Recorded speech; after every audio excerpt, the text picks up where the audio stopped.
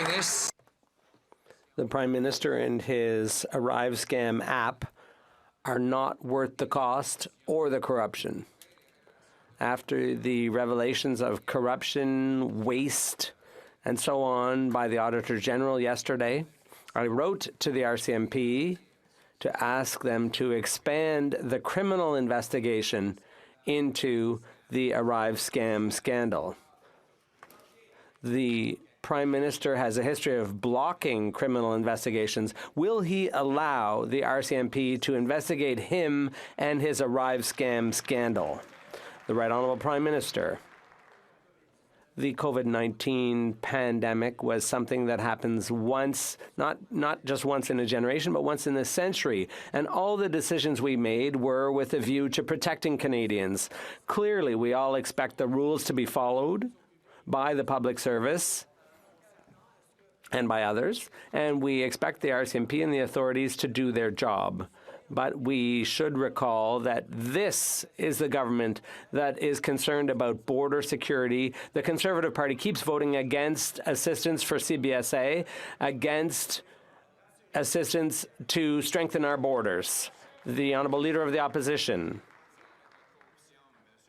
Well, when it comes to corruption, Mr. Speaker, the revelations yesterday are the following. One, that the company that benefited drafted the terms of the contract. Second, two people working in the basement of a house received $20 million under a contract for an app that should have only cost $80,000. There was also whiskey given to officials. Will the Prime Minister respect the independence of the criminal investigation? The Right Honourable Prime Minister. Of course, Mr. Speaker. We will always encourage and cooperate with authorities in doing their job, and that's what they'll do. The public service must also follow the rules, and if those aren't followed, there will be consequences. We welcome with open arms the Auditor General's report. It's important to ensure that taxpayer money is being managed appropriately, even at a time when we're investing to protect Canadians from coast to coast. We still need to make sure the rules have been followed. Honourable Leader of the Opposition. This Prime Minister and his ArriveCan are not worth the cost or the corruption. After yesterday's Auditor General revelations of corruption, waste and mismanagement, I have written the RCMP asking them to expand their criminal investigation into the Prime Minister's ArriveCan. He has a track record of blocking criminal investigations. He tried to protect SNC-Lavalin from prosecution. He blocked the RCMP from investigating his illegal vacation to Billionaire Island. Will he stay out of the way, or will he again try to block the RCMP's criminal investigation into ArriveCan? The Right Honourable Prime Minister. The COVID-19 pandemic was a once-in-a-generation, even once-in-a-century occurrence in which every decision we took was designed to protect Canadians' lives. At the same time, Mr. Speaker, even in a situation like that, there are rules that need to be followed, and we expect, and all Canadians expect, public servants to follow those rules, and we will, of course, encourage the RCMP to do its work, but it doesn't take politicians, even leaders of the opposition, to tell the RCMP to do their job. They do their job, Mr. Speaker, and they do it well. The Honourable Leader of the Opposition. They do their job unless the Prime Minister blocks them from doing their job, like he did in his criminal offence, where he committed the crime of accepting a gift from someone who was seeking a government contract from him. He blocked the RCMP from investigating him. And COVID-19 is something he saw as a once-in-a-generation opportunity to fill the pockets of his friends, whether it was the WE scandal, in which his family received $500,000, or whether it was Frank Baylis, or now the ArriveCan. Will he stay out of the way and let the police investigate him and his corrupt government in ArriveCan? The Right Honourable Prime Minister. Mr. Speaker, even a few years later in the pandemic, we see the Conservative leader reverts to type. While we were focusing on protecting Canadians every possible way we could, they were peddling conspiracy theories, Mr. Speaker, about vaccinations, about what have you. So while he continues to make personal attacks, we're going to continue to make sure we're delivering for Canadians. And yes, we will make sure that all rules are followed, and there are consequences for people who broke the laws or broke the rules. But we will continue to be there for Canadians while he plays partisan games. Good answer. The Honourable Leader of the Opposition. Proof that he's not worth the cost or the corruption. He's now calling the Auditor General a conspiracy theorist. Now that she's revealed that his Arrive scam went from $80,000 to at least $60 million and counting. That two insiders got $20 million working from their home basement from this Prime Minister, that top Liberal government officials accepted high-end whiskeys and dinners in exchange for contracts that they let the contractors write for themselves. So once again, will he stay out of the way and let the police investigate his government, or will he try to block it again? The Right Honourable Prime Minister.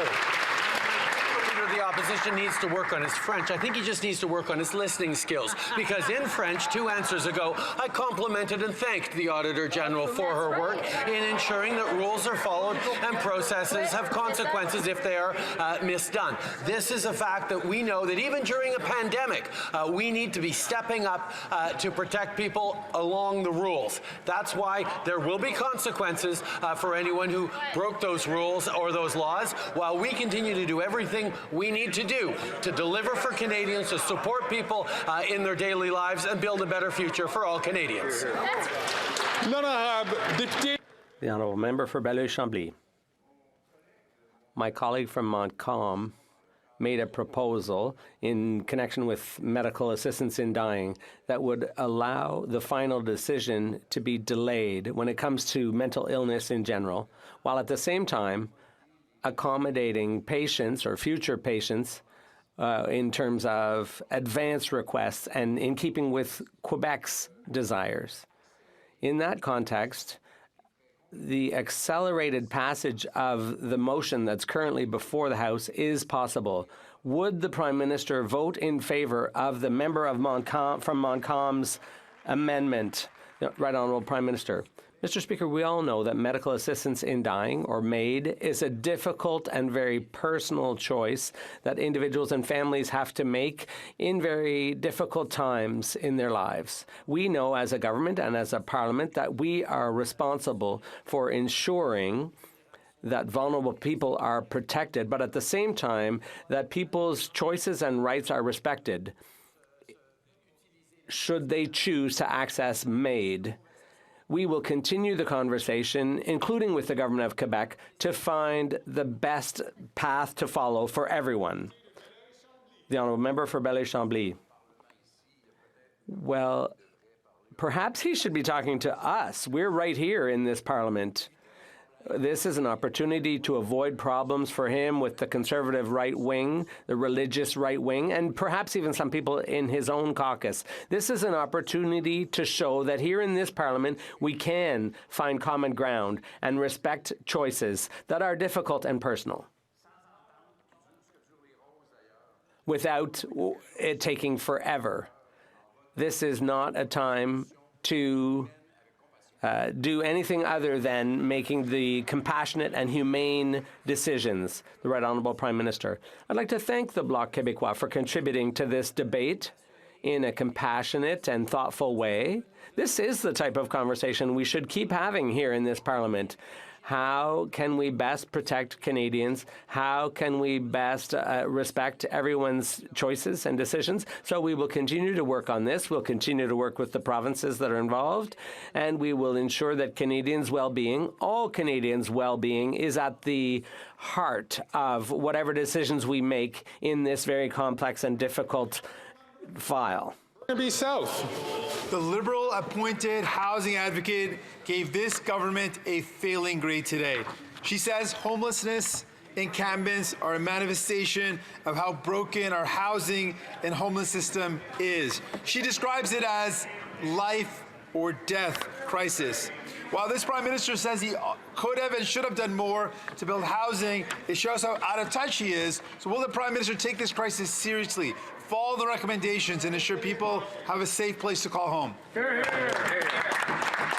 The Right Honourable Prime Minister. Mr. Speaker, I very much welcome the interests and the efforts of the New Democratic Party to support us in everything that we're doing on delivering on housing. We recently signed housing accelerator agreements with Quebec, with Nunavut, with cities across the country to unlock over 500,000 new homes. We introduced a suite of new measures to unlock the construction of over 600,000 new apartments. We cracked down on short-term rentals to unlock up to 30,000 more apartments. We introduced a mortgage charter. We're continuing to step up on measures to counter homelessness, which is something that far too many Canadians are experiencing during these difficult times. We'll keep being there for people. The honourable member for Burnaby South. Heard the housing advocate gave a failing grade to their government. According to the Liberal-appointed housing advocate, homeless encampments are a manifestation of how broken our housing and homelessness system is. She calls it a life and death crisis. Meanwhile, all the Prime Minister has to say is that he woulda, coulda, shoulda done more. Will the Prime Minister give his head a shake and stop listening to nothing but the advice of corporate landlords and help renters in this country? The Right Honourable Prime Minister. On the contrary, Mr. Speaker, we will continue to listen to community organizations, to municipal partners and provincial partners. We will continue to work hand in hand. We're signing agreements to accelerate housing construction in Quebec and all across the country to have more than 50,000 new houses built and 600,000 new apartment units. We're still dealing with the problem of short-term rentals, and we're also dealing with the problem of homelessness and people in vulnerable situations, but we still have a lot of work to do. Years of this NDP Liberal Prime Minister, we know that corruption is a feature and not a bug. SNC Lavalin, We Charity, and now the Prime Minister's ArriveCan app. Millions the Canadians won't get back. The grift and the mismanagement run so deep that the auditors couldn't even figure out how much got shipped off to Liberal insiders. So after what we learned yesterday, will the Prime Minister join us in calling for the RCMP to get to the bottom of all of it, every single dollar? The Honourable Minister for Public Works. Merci, Monsieur le Président. Thank you, Mr. Speaker. And as we said yesterday, we welcome the Auditor General's report and will follow all of her recommendations when it comes to ArriveCan. As the Minister for Public Safety said yesterday, some of the recommendations in the report have already been implemented, including implementing new measures to guarantee that tasks and deliverables are clearly defined in professional services contracts. Thank you, Mr. Speaker. Thornhill. Minister, the call is coming from inside of the House. They want Canadians to believe that they unknowingly got robbed blind by their own Liberal insiders and that they are going to get to the bottom of the Prime Minister's ArriveCan app, which, by the way, didn't work. We didn't need, and where 75% of contractors did no work but had time to buy the government whiskey.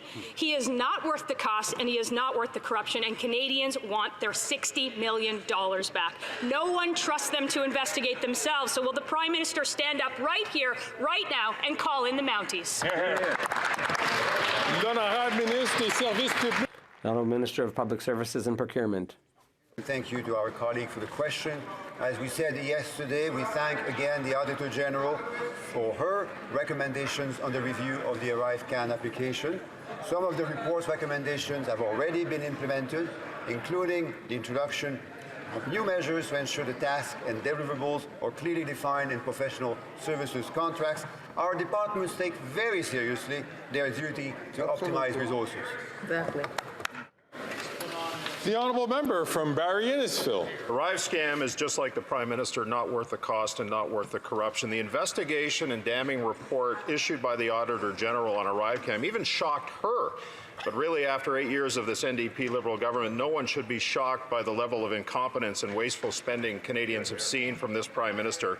Now, a reasonable thinking person could conclude from the report that ArriveCan has reached a level of criminality. Yes. Will the Prime Minister join Conservatives and call on the RCMP to expand an investigation into ArriveCan based on the revelations in the Auditor General's report? Yes. The Honourable Parliamentary Secretary to the Minister of Public Safety. As we've said in this House time and time again, any misconduct in the procurement process is unacceptable. We accept that the President of the CBSA has initiated internal audits and issued some initial reports. Mr. Speaker, she has also referred some of the concerning reports to the RCMP, but members opposite should know it's not politicians who direct the RCMP, it's the RCMP who does this work, and the RCMP will set the mandate for wherever the case may lead, and we will accept that work. The Honourable Member from Barrie-Innisfil. The question was a simple one, really, Mr. Speaker, but after 8 years of this NDP Liberal government, who in this place or across Canada expects a proper response from a Prime Minister who's not worth the cost and not worth the corruption? The AG's report causes a reasonable person to conclude that what happened with ArriveCan has reached a level of criminality that must be investigated. So I'm going to ask again, will the Prime Minister join Conservatives and call on the RCMP to expand an investigation into ArriveCan based on the revelations that were contained in the Auditor General's report? The Honourable Parliamentary Secretary to the Minister of Public Safety. Mr. Speaker, we obviously accept the Auditor General's report. We thank her for this work. There are obviously some concerning allegations being initiated. This is precisely why CBSA initiated the audit. This is precisely why they then referred some materials to the RCMP. Mr. Speaker, it doesn't matter how many times the Conservatives say it. Politicians do not direct police investigations. It's the RCMP who will do this work, and we trust that they will follow the evidence, and again, procurement with any misconduct will come with consequences. The Honourable Member for Charlesbourg-Haute-Saint-Charles. Mr. Speaker, yesterday the Auditor General confirmed our worst suspicions. The ArriveCan app cost $60 million instead of $80,000. And she said that the files are in such a shoddy state that it's impossible to calculate the true cost. This is unheard of. We need to know, is this a matter of gross incompetence or corruption? Will the government ask the RCMP to investigate further? The Honourable Minister of Public Services and Procurement. Thank you, Mr. Speaker. There's a number of things we know. The RCMP operates at arm's length. And as the Prime Minister just said, we have confidence in their ability to do their job. Secondly, the Auditor General did indeed reveal some shocking conduct in the public service, and this is undesirable, despite how urgent it was to take action and provide assistance to millions of Canadians. Many of the recommendations have already been implemented, and others will be shortly. The Honourable Member for Charlesbourg-Haute-Saint-Charles. Mr. Speaker, seems to me that when you want to shed light on things, a simple yes or no answer would do. We also learned that GC Strategies got $20 million, and there was no paperwork to confirm that anything was requested or delivered. And GC Strategies even got to set the terms of their contract. If the government has nothing to hide, they should say, yes, we want an RCMP investigation, and we want the scope of that investigation to be expanded. Will they? Yes or no? The Honourable Minister. Thank you, Mr. Speaker. Once again, in a free democracy, it's not the government or governments that dictate to the police how they should do their jobs. That's not how things work in a democracy like ours that we're fortunate enough to live in.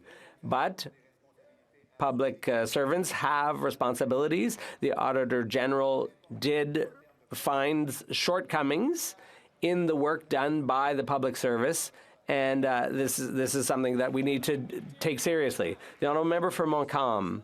Mr. Speaker, medical assistance in dying, or MAiD, is about free choice. The role of government is not to decide for others. The role of government is to provide the conditions for free and informed choice. Those who don't want MAiD simply don't have to ask for it. The National Assembly is unanimous. Quebec is ready and has its own legislation. Will the federal government amend the criminal code to allow advance requests for people who are suffering? The Honourable Minister of Justice and Attorney General of Canada. Mr. Speaker, I have deep respect for the crucial work that Quebec has done in the area of advance requests. Canada has just one criminal code, and that's for a good reason. Canadians deserve to have consistent standards around what is criminal and what is not.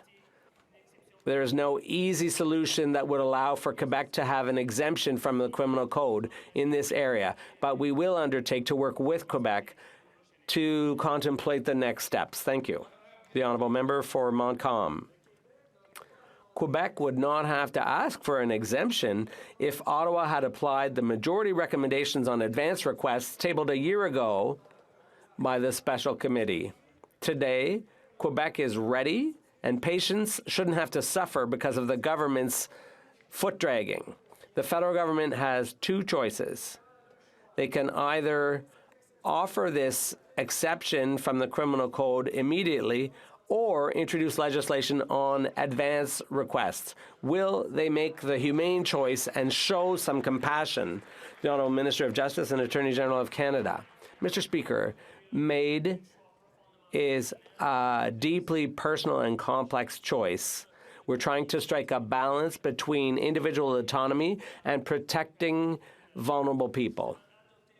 We have taken an approach from the outset that is cautious, and we owe Canadians and Quebecers an approach that is thoughtful and cautious. Député de Terrebonne. The Honourable Member for Terrebonne. Let's recap the emergency account situation. If we project the figures, nearly 150,000 SMEs were unable to repay. Nearly 200,000 companies have had to take on debt to repay. In addition, some 50,000 entrepreneurs are still looking for refinancing. The federal government has a way of knowing the precise state of affairs and ensuring as few bankruptcies as possible. It could do so by examining SME files case by case. That's what we've been calling for from the start. Why do they always refuse? The Honourable Minister. Mr. Speaker, almost 80% of small businesses repaid their emergency loans. Given that it's Black History Month, I'd like to point out that there's a Black Entrepreneurship Program. That's a historic investment of $266 million, which to date has helped over 9,000 entrepreneurs. The Government of Canada has approved some $50 million in assistance. Thank you, Mr. Speaker. Falls. Speaker, the $60 million ArriveCan app is just like the Prime Minister after 8 years. Not worth the cost, not worth the corruption. And what did Canadians receive for their hard-earned tax dollars? An app that was 750 times over budget, required 177 updates, forced 10,000 people into quarantine by error, and caused chaos at our borders, ruining any chance of a tourism recovery. Will the PM join us and call on the RCMP to expand its investigation based on yesterday's shocking report from the Auditor General? Hear, hear. The Honourable Parliamentary Secretary to the Minister of Public Safety.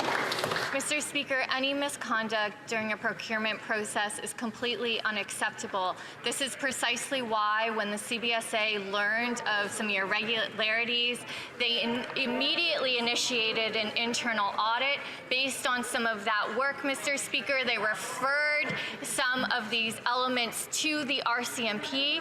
It's unfortunate when situations like this occur, but Mr. Speaker, it is also the fact that the CBSA has been following the process to ensure that something like this can never happen again and that any wrongdoing comes with consequences.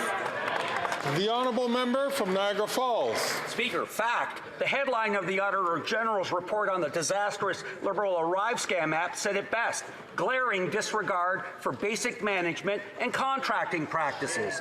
This report is a metaphor of 8 years of Liberal mismanagement, incompetence, and disregard for hardworking Canadians. Right. This app is just like the Prime Minister after 8 years. Not worth the cost, not worth the corruption. Again, I will ask, will the PM join us and call on the RCMP to expand its investigation based on the revelations of yesterday's shocking Auditor General's report? The Honourable Parliamentary Secretary to the Minister of Public Safety. Mr. Speaker, as I've said before, it is not politicians who direct investigations with the RCMP, and the RCMP will determine the scope as the evidence permits. Mr. Speaker, it is important to know that any wrongdoing and misconduct in procurement will come with consequences. We have confidence that the CBSA is completing this work. They're doing initial audits, and as I've said, the RCMP is looking into the matters where necessary. The honourable member for Mégantic-L'Érable. Mr. Speaker, imagine for a moment that you award an emergency contract to fix a leak in the roof of your official residence at the farm. You hire a contractor who tells you it'll cost $20,000. You give him the contract, he starts work, and then sends you a first invoice for $500,000 with no explanation. Are you going to pay it? No questions asked? Well, that's exactly what happened with the Prime Minister's ArriveCan app. The Auditor General saw it, the Ombudsman saw it, and no one in the PMO saw it? It's hard to believe, Mr. Speaker. Will the Prime Minister join us and ask the RCMP to expand its investigation to include all of the allegations? The Honourable Minister of Public Services and Procurement. Thank you, Mr. Speaker. As we've already said a number of times today and yesterday, we thank the Auditor General for her report. We note duly the shocking revelations. We understand that the circumstances were urgent, but that's no excuse for breaking the rules. Thank you, Mr. Speaker. Député de Mégantic-L'Érable. Monsieur le Président, Premier ministre. The honourable member for Mégantic-L'Érable. The Prime Minister's ArriveCan app has forced the quarantine of 10,000 Canadians in error. The application was supposed to cost $80,000, and now it's $60 million. The families waiting in line at food banks deserve better answers, and the workers whose taxes are going to go up again are angry at having to foot the bill. Will the Prime Minister, who's not worth the cost, commit to giving back to families who paid for work that was never delivered the money he wasted on the ArriveCan app? The Honourable Minister. Thank you, Mr. Speaker. My colleague surely understands our answer now. We've repeated it many times. We thank the Auditor General for her report. We take note of the errors and missteps mentioned in her reports. Many of her recommendations we've already started implementing, and the rest we will continue to implement in the upcoming weeks. We acted in an urgent emergency situation. We had to protect the lives of thousands of Canadians across Canada, but unfortunately, things were not done at the standards we expect of public servants. Member from Nunavut. The Supreme Court's decision affirmed what we already know. Indigenous peoples have the right to make decisions about their own children, youth, and families. The federal government must ensure Indigenous children receive the care they need without delays. Indigenous Services plans to sunset over $7 billion in programs like Jordan's Principle and Inuit Child First Initiative. Will the minister commit to reversing her decision to make these cuts and invest in the programs that Indigenous children and youth need? Hear, hear. The Honourable Parliamentary Secretary to the Minister for Crown Indigenous Relations. I'd like to thank the member opposite for her question and her accurate statement of the law. It was a big victory not only for Indigenous people, it was a big victory for Canada on Friday. Not only does the case say that Indigenous self-determination is available for Indigenous youth, but it also interweaves, like a braid, Indigenous laws, UNDRIP, and the notion of legislative reconciliation in this House. I think everyone would be better served if they are able to read this case and reflect on it in this House. Well said.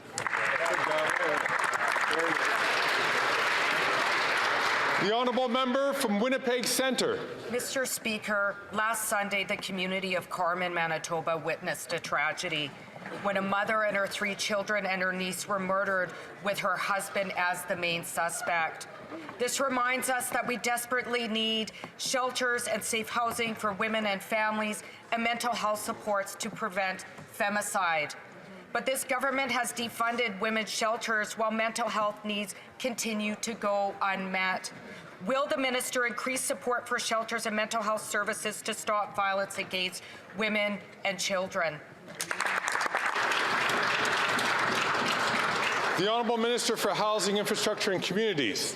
Mr. Speaker, it's not lost on us the scale of the tragedy that took place, and we endeavour to continue to do our part to see that justice is done. But it's important as we go forward that we continue to invest in the projects that are going to provide people with the safety and security of living in a home that prevents this kind of incident from happening.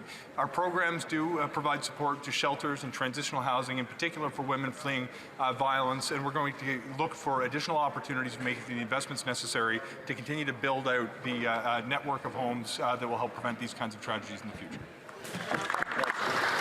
L'honorable député de Pontiac. The honourable member for Pontiac. Speaker, affordable daycare is so important. It's essential to provide women with the freedom to choose whether they decide to stay home, raise their kid, or pursue their career, but in most cases, balancing both.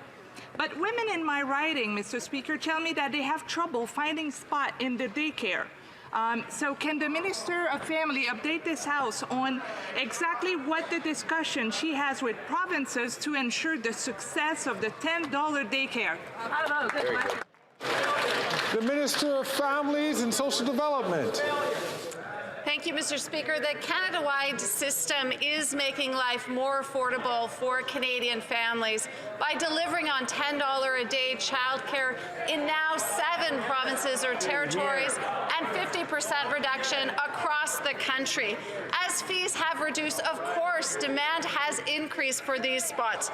And we've seen an increase in the number of spots available, with 82,000 new spaces announced by the provinces and territories. The provinces and territories signed on to help build this system together, and we will work with them to hold them account to do so. Thank you, Mr. President. The honourable member from Edmonton Riverbend. So the Prime Minister found over $60 million for his ArriveCan app, but he continues to want to increase the carbon tax by 23% on April 1st. And now we are seeing the far-left NDP Alberta leadership candidates weigh in, and I quote, "Nobody is on board with what the Prime Minister did with the federal carbon tax. He absolutely broke trust and broke confidence. After 8 years of failure, how can he continue to raise this carbon tax on Canadians?" The Honourable Minister for the Environment and Climate Change. Thank you, Mr. Speaker. As the Parliamentary Budget Officer has reiterated many times, 8 out of 10 Canadians get a bit more from carbon pricing back than what they pay. And carbon pricing works, Mr. Speaker. It helps reduce pollution in Canada, something that the Conservative Party campaigned on during the 2021 election campaign. The difference between them and us is that on this side of the House, we are serious about fighting climate change and working with Canadians to help them face affordability issues. The honourable member from Edmonton Riverbend. Well, I have more, Mr. Speaker. Another Alberta leadership candidate said, and I quote, "There's no way people can be on board with a federal plan, even when the Prime Minister isn't on board, when he's playing games with it." And another one said, "We must move away from a consumer carbon tax." And another one said, "The federal carbon levy is dead." When he loses the support of the far-left Alberta NDP, this minister must know he has a problem. Will he cancel his carbon tax before April 1st, once and for all?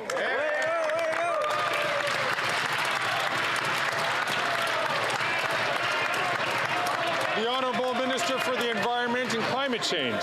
Mr. Speaker, since we're talking about Alberta, I wonder if the Conservative Party of Canada and its leader support the freeze that the provincial government has put on $30 billion worth of investment. Thousands of jobs are at risk in Alberta because of the reckless decision of the Premier to freeze renewable energy development, the fastest sector for energy development in this country, Mr. Speaker. What has the Conservative Party have to say about that? Nothing, because they don't care about economic development, they don't care about fighting climate change, and they don't care about helping Canadians. The honourable member from Sarnia-Lambton. Well, Mr. Speaker, the Prime Minister wasted more than $60 million on his ArriveCan scam app, and he's going to make Canadians pay more by quadrupling the carbon tax. It's going up 23% on April the 1st. And so after 8 years of this Liberal NDP government, it's no surprise, but this Prime Minister is not worth the cost. Why do Canadians have to foot the bill for this government's corrupt spending? The Honourable Minister for the Environment and Climate Change. Right now in Canada, Mr. Speaker, we have a province in Alberta that has to be talking about rationing water next summer because of climate impacts. We have atmospheric rivers in British Columbia that is affecting thousands of people, ski resorts that have to close down. We're seeing the cost of climate change that have not doubled, not tripled, that have increased 10 times over the last decade. What is the answer of the Conservative Party of Canada? Make pollution free again, Mr. Speaker. Let the biggest, most profitable and polluting countries get off the hook. Not on this side of the House, Mr. Speaker. We will fight.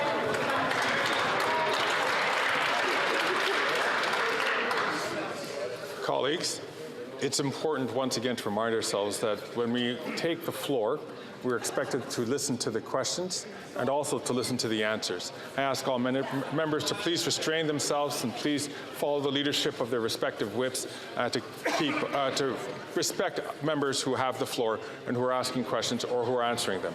The honourable member from Sarnia-Lambton.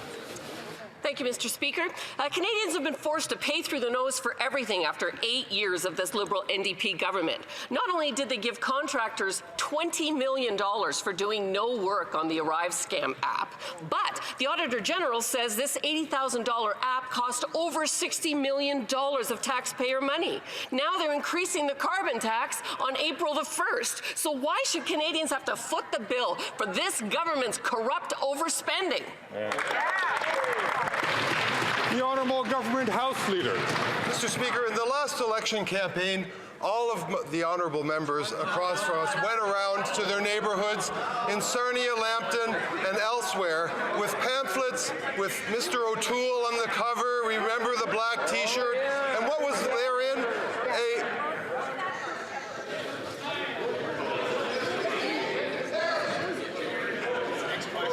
Colleagues, once again, I ask you to follow the instruction of your whips who are asking you to please listen respectfully to the answer. I'm going to ask the Government House Leader to start again from the top. Mr. Speaker, in the last election campaign, all of the colleagues on the other side of the House went around their neighbourhoods, around their ridings. They had nice glossy brochures with Mr. O'Toole on the cover. He had a nice black T-shirt on. What was in there? A price on pollution, Mr. Speaker. A price on pollution. All of these members went around their neighbourhoods committing to put a price on pollution as part of a plan to fight climate change. Why did we believe Conservatives then, and why should we believe them now?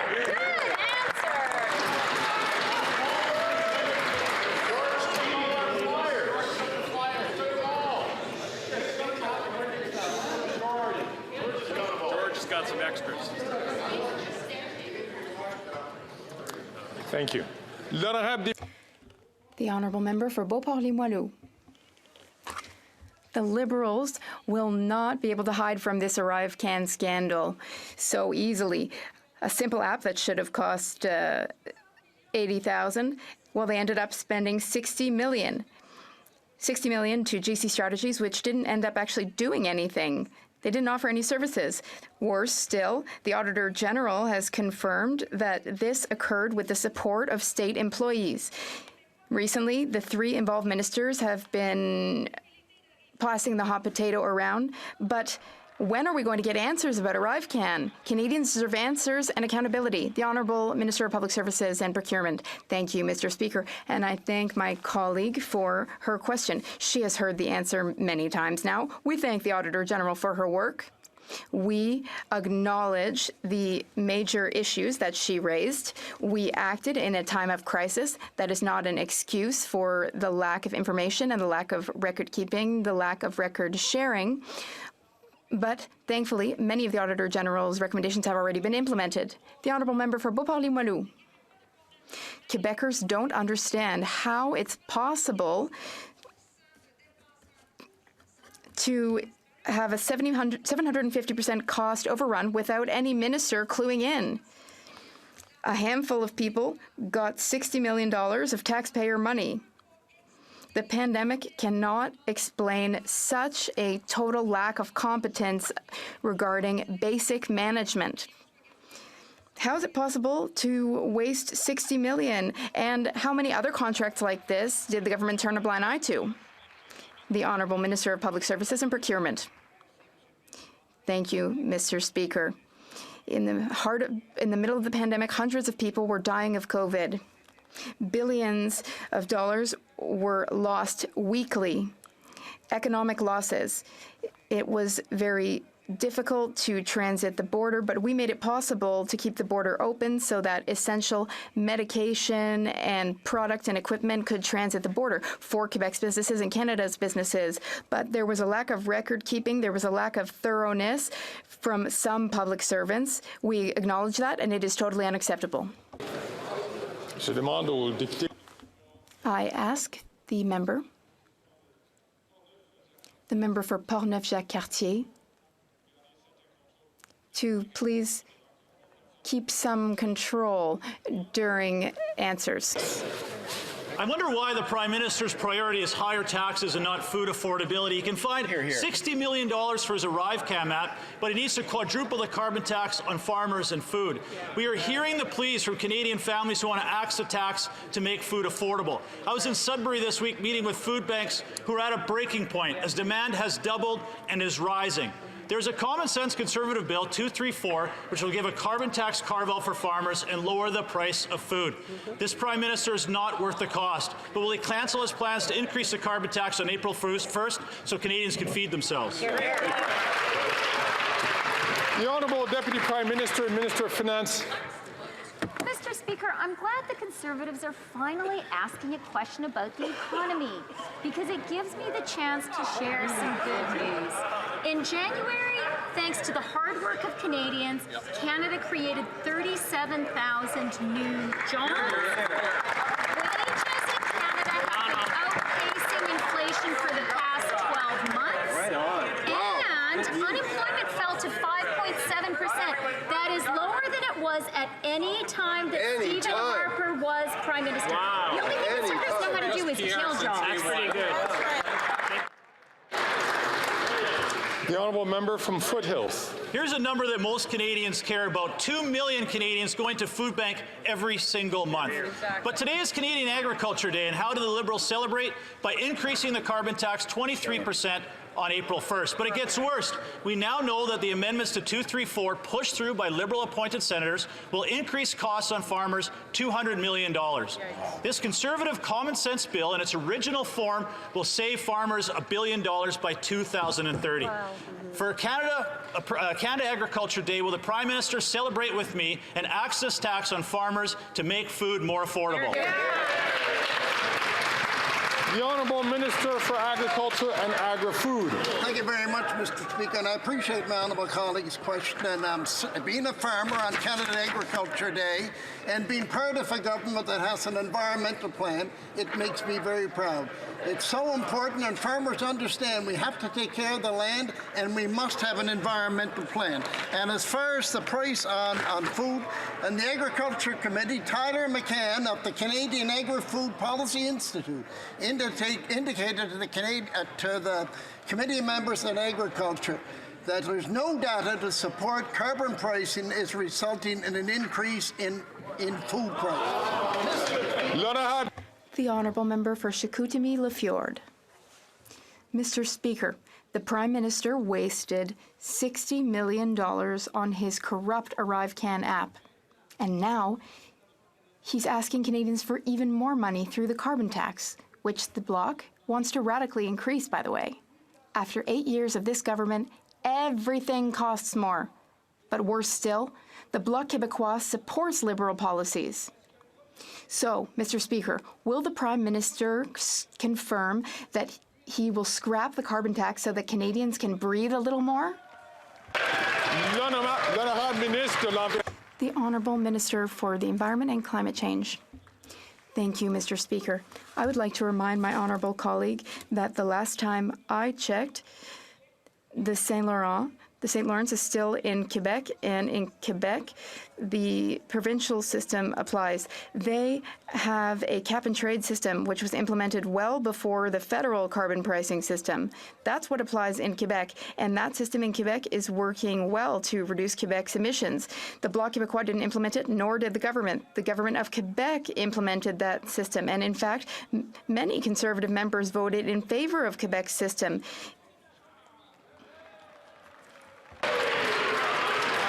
The honourable member from Aurora Oak Ridges, Richmond Hill. Thank you, Mr. Speaker. We know that sexual and reproductive health care encompasses mental health care, which is always important, but especially so for women during their reproductive lives. Knowing what an exciting but also stressful time it can be for a new mother and how a mother's well-being affects not only her but also her newborn and other family members, could the Minister of Mental Health and Addictions and Associate Minister of Health explain how our government is supporting women who choose motherhood by addressing perinatal mental health? The Honourable Minister for Mental Health and Addictions. Thank you, Mr. Speaker. I want to thank the member for Aurora Oak Ridges. We all know her to be a strong advocate for women's health. My message to new parents who might be struggling: you do not have to carry this burden alone. I want to thank the Canadian Perinatal Mental Health Collaborative and all of our partners working to develop national standards for a perinatal mental health strategy. We're supporting families, Mr. Speaker, by creating guidance materials and advice for healthcare professionals and individuals that may face poor mental health during the perinatal period. We are with you, and we'll do everything we can to ensure families have access to quality mental health when they need it and where they need it. The honourable member from Peterborough, Kawartha Lakes. This Prime Minister is not worth the cost of the suffering he's causing. The Payne family operates Asphodel Sheet Company. They were recognized as Farm Family of the Year in Peterborough County. Now, the carbon tax is set to increase 23% on April 1st, and it is truly hurting them. The kids don't know what's going to happen to their family farm. So Katie, who's 15, Jolene, who's 13, and Lucy, who's 9, asked me to ask the Prime Minister this. Why is the Canadian government making it so difficult for the agriculture industry to do their job of feeding the country? The Honourable Minister for the Environment and Climate Change. Mr. Speaker, I would like to read a quote to you from Glenn White, who was the former Vice President of National Farmers Union. And I quote, "Farmers will be among the hardest hit if we don't act to slash greenhouse gas emissions and stabilize the climate. For this reason, to protect farmers, the NFU supports pollution pricing, Mr. Speaker. It is an important policy tool to reduce the harmful emission fueling the climate crisis and threatening farms and food supplies." The honourable member from Bay of Quinte. Mr. Speaker, we have devastating news today out of Bay of Quinte. Cascades, a company that has been operating a plant that's been in existence in Quinte West for 100 years, is closing its doors and axing 230 jobs because of high inflation and interest rates under 8 years of this Liberal NDP government. Now Canadians who already face high costs to eat and heat their homes have to worry about a paycheck, and people in Belleville, still reeling from a major overdose epidemic, now have to worry about unemployment. When will this government fix the budget, cut inflation, and cut interest rates so companies don't have to close and employees don't have to lose their jobs? The Honourable Deputy Prime Minister and Minister of Finance. Mr. Speaker, the most important thing to every Canadian family is having a job. And every time someone is a disaster for that family. That's why we were so glad to see the strong job recovery across Canada, 1.1 million more jobs since before COVID. It's also why we have support in place, like early learning and childcare, like a social safety net that the Conservatives would cut. Honourable member from Bay Quinte. Speaker, that tone-deaf answer will give little comfort to the residents in Quinte West who've just lost their jobs. Let's give a real reality look at what's happening in Canada right now. Over the last 4 months, TD has slashed 3,000 jobs. Canadian Tire has slashed 3% of its workforce. Enbridge has slashed 650 jobs. Rona has slashed 300 jobs. Manulife slashed 250 jobs. After 8 years of this high-spending Liberal NDP government, the only job Canadians want to see slashed is that Prime Minister. When will this government fix the budget, cut inflation, and cut interest rates so Canadians can keep their jobs?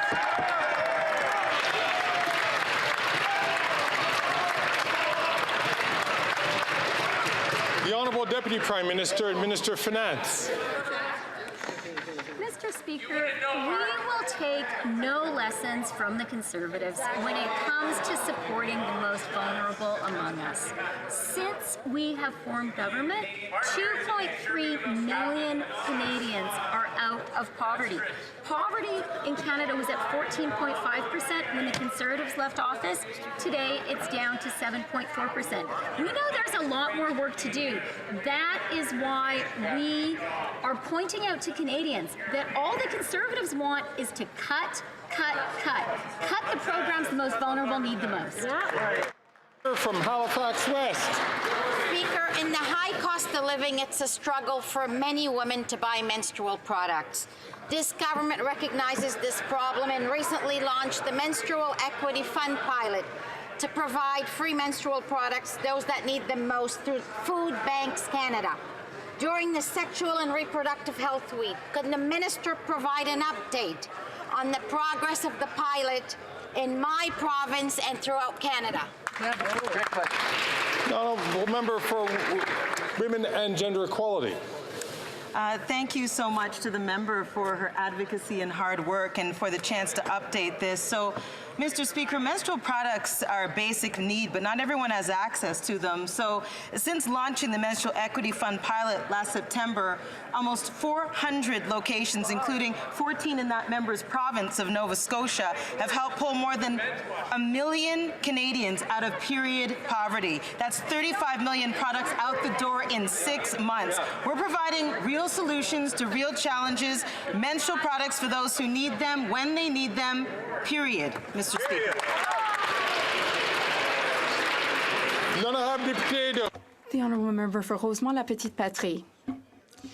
Mr. Speaker, a 3-bedroom apartment near Verdun Metro Station in Montreal. There's a leak in the bathroom, balconies threatening to collapse, holes in the ceiling, mold all over the place. That's the home where Isabelle Gagnon and her partner Maxime Pilon live with their newborn baby. This is a result of decades of Conservative and Liberal government cuts to affordable housing. Instead of proposing solutions, though, the Conservative leader prefers to insult Quebec's mayors, and the Liberals are dragging their feet when it comes to the housing crisis. Why are the Liberals letting people down? Letting down people like Ms. Gagnon and Mr. Pilon? The Honourable Minister for Housing, Infrastructure and Communities. Honourable member for his question and for his concern for the quality of accommodations that families are living through in this country. He's right to point out that for several decades, governments, both Liberal and Conservative, failed to invest in affordable housing, but that changed with the introduction of the National Housing Strategy in 2017. We've been investing to help build or retrofit several 100,000 homes that people are living in today. In the fall economic statement, we've recapitalized the Affordable Housing Fund with an additional $1 billion and another $300 million towards cooperative housing. We're going to continue to make the investments necessary to ensure that every Canadian has a roof over their head. The Honourable Member from Edmonton-Griesbach. Mr. Speaker, as Netanyahu bombs Rafah, the supposed safe zone, over 75 Palestinians were killed overnight. We are witnessing a crime of unproportionate horror in Gaza every day. Children are left orphaned as entire families are wiped out in this onslaught. Meanwhile, the Liberals continue to arm Netanyahu over $28 million worth of military exports since October alone. How many more Palestinian children have to be killed for this government to end arms exports to Israel? The Honourable Parliamentary Secretary to the Minister of Foreign Affairs. Thank the member for that question. It's an important question. What is happening in Gaza is a complete tragedy. Netanyahu's military operation Rafah is devastating Palestinians and others who are seeking shelter. Gazans have nowhere else to go, and as the minister said, asking them to move again is totally unacceptable. This violence must stop. We must have a sustainable peace. Hostages must be returned, and we must find a way forward to get humanitarian assistance to the people who need it the most. Thank you, Mr. Speaker. Thus comes to an end of question period for today. I see the honourable member from Regina Capel, who is rising on his feet on a point of order. Well, I have a seeking to ask consent, Mr. Speaker. I would like to move that the House expresses solidarity with the parishioners